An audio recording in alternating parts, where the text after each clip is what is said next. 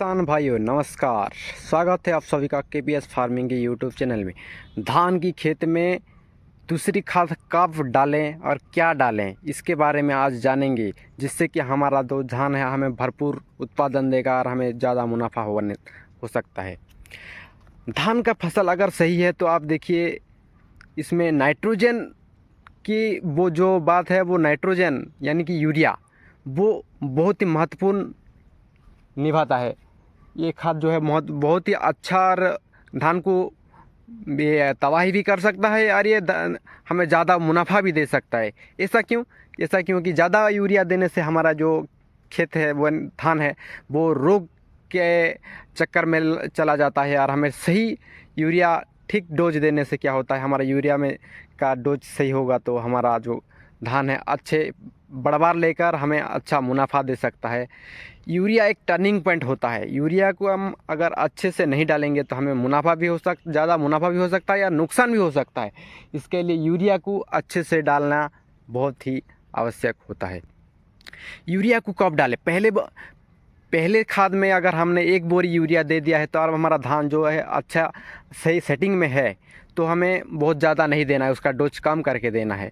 अगर धान में हमारा जो धान है वो सही नहीं है, यानी ठीक बढ़वार नहीं ले रहा है, अच्छा ग्रोथ नहीं है, तो उसमें देना है 30 से 35 केजी यूरिया पर एकड़ के हिसाब से देना है। उसके साथ साथ और क्या डालें कि हमारा धान जो का खेत जो है वो अच्छे मुनाफा दे सकते हैं और हमारा जो काले भी ज़्यादा आए और धान का बढ़वार भी अच्छे से हो। इसके लिए क्या करना है कि यूरिया के साथ साथ पोटास 30 से 35 केजी पर एकड़ के हिसाब से देना है।